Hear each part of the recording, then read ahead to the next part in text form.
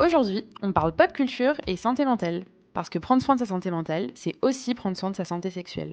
En Europe, on estime qu'une personne sur quatre souffre de troubles psychiques. La santé mentale est aujourd'hui un réel enjeu de société et de plus en plus on brise le silence, la honte et les tabous qui y sont associés. La santé mentale a longtemps été traitée dans la fiction de manière plus ou moins réaliste, véhiculant une vision stigmatisante et fantasmée des troubles psychiques. La pop culture suit l'évolution de la société et s'empare de plus en plus de ces thématiques avec la volonté de représenter les troubles psychiques de façon plus juste et proche de la réalité. On peut citer de nombreux exemples de films et de séries qui œuvrent aujourd'hui pour lever les tabous, en proposant une vision bienveillante, moins discriminante des personnes souffrant de troubles psychiques. Le film Happiness Therapy parle de bipolarité et de rétablissement. The only way if you meet my Crazy was by doing something crazy yourself.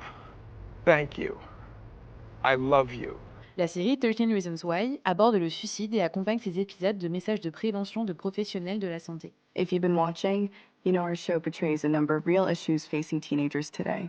We tell stories about things like substance abuse, bullying, sexual assault, violence, and suicide. Dans la série Euphoria, on suit entre autres l'histoire de Rue et la complexité de la vie d'une personne en situation d'addiction. I don't know what to do. I'm sorry to you.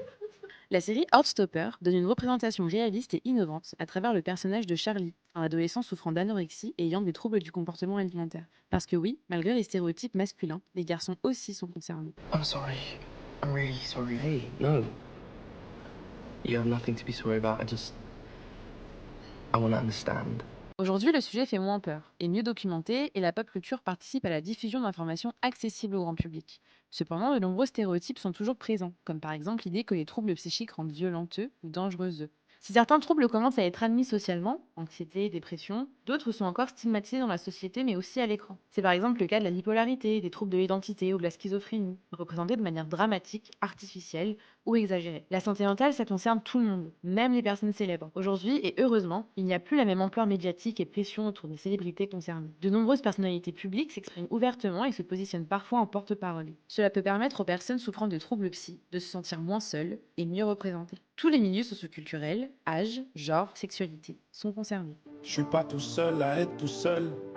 Ça fait déjà ça de moins dans la tête. Parler de santé mentale dans la pop culture, c'est participer à lutter contre la stigmatisation des troubles mentaux et les idées reçues qui y sont associées. Associer les troubles psy à une image de serial killer ou à une insulte comme le terme fou, folle, c'est empêcher une prise en charge psychologique et médicale quand cela est nécessaire. Cette représentation est une avancée positive. Elle permet d'informer et d'encourager les personnes à parler, demander de l'aide et à prendre soin de leur santé mentale.